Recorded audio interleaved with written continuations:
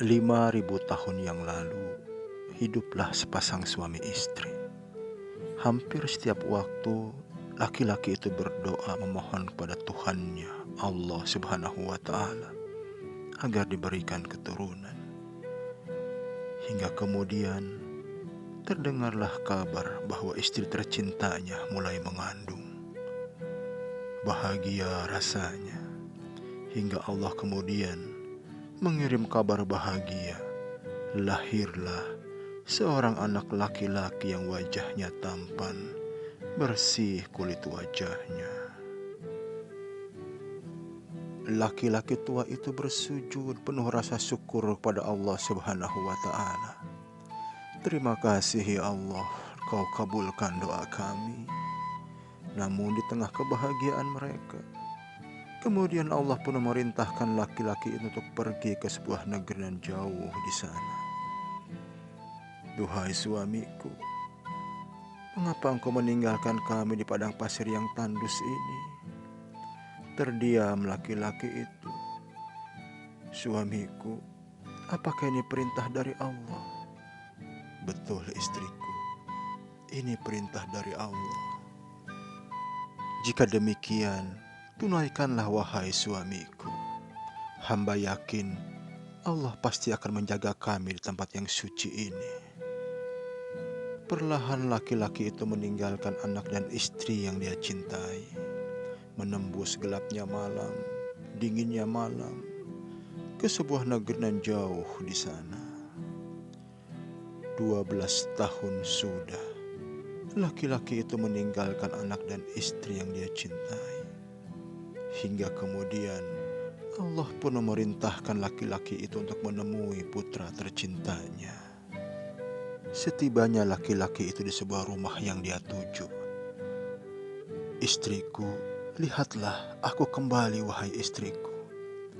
Duhai suamiku, mengapa engkau lama sekali meninggalkan kami? Kami rindu suamiku, kami rindu.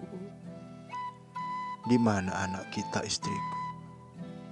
Lihatlah, pemuda yang berlari di sana itulah anak kita. Nak, kemarilah nak, ayahmu pulang anakku. Hingga kemudian putra tercintanya pun datang memeluk tubuh ayahnya. Ayah, mengapa lama sekali meninggalkan kami ayah? Kami rindu ayah. Kemudian mereka pun melepas rasa rindunya selama 12 tahun tak pernah berjumpa. Hingga di suatu malam, laki-laki itu bermimpi. Di dalam mimpinya, ia diperintahkan oleh Allah untuk menyembelih putra tercintanya. Terbangun laki-laki itu dari tidurnya. Ya Allah, apakah benar ini perintah darimu ya Allah? Apa yang harus aku lakukan? Apakah benar ini perintah darimu ya Allah?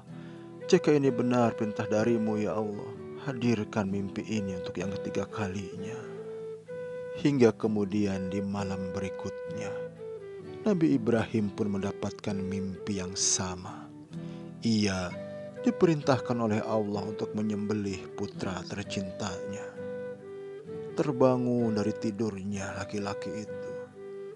Ya Allah, berikan hamba kekuatan untuk menunaikan perintah-Mu. Berikan hamba kekuatan untuk menyampaikan kepada anakku tercinta. Hingga di pagi buta, Nabi Ibrahim pun kemudian memanggil putra tercintanya Nabi Ismail. Ya bunaya, duhai anakku, kemarilah nak. Ada apa ayah? Anakku, tadi malam ayah bermimpi nak. Ayah diperintahkan oleh Allah untuk menyembelihmu. Bagaimana menurut pendapatmu anakku? Mendengar impian ayah tercintanya, Nabi Ismail pun memandang tajam wajah ayahnya. Ayah, jika ini perintah dari Allah, maka tunaikanlah ayah. Semoga engkau mendapati aku tergolong pada hamba yang sabar.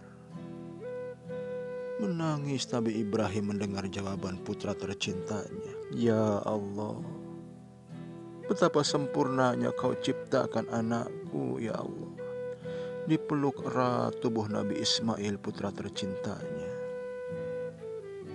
Maka tatkala anak itu Nabi Ismail sampai pada umur sanggup berusaha bersama-sama Ibrahim, Nabi Ibrahim pun berkata, "Ya bunaya, duhai anakku, sesungguhnya aku melihat dalam mimpi bahwa aku menyembelihmu. Maka pikirkanlah apa pendapatmu." Nabi Ismail pun kemudian menjawab, "Hai bapakku, kerjakanlah apa yang diperintahkan Allah kepadamu. Insya Allah, kamu akan mendapatiku termasuk orang-orang yang sabar." Hingga kemudian Nabi Ibrahim pun membawa putra tercintanya Nabi Ismail menuju ke sebuah bukit. Hingga tibalah mereka di bukit itu. "Ayah, palingkanlah wajahku ayah. Aku takut kau tak akan sanggup menunaikan perintah Allah ayah." Hingga kemudian Nabi Ibrahim pun membaringkan putra tercintanya dengan pisau yang tajam. "Saksikan ya Allah, saksikan, akan aku tunaikan perintahmu ya Allah." Dengan tangan bergetar, Nabi Ibrahim pun kemudian menarik pisau dari leher putra tercintanya. Seketika terdengarlah seruan Allah Subhanahu wa ta'ala, "Hai Ibrahim, sesungguhnya kamu telah membenarkan mimpi itu. Sesungguhnya demikianlah kami memberi balasan pada orang-orang yang berbuat baik. Sesungguhnya ini benar-benar suatu ujian yang nyata. Dan kami tebus anak itu dengan seekor sembelihan yang besar." Nabi Ibrahim dan Nabi Ismail kemudian bersujud mohon ampun pada Allah Subhanahu wa ta'ala. Sungguh ini ujian yang nyata dari Allah Subhanahu wa ta'ala.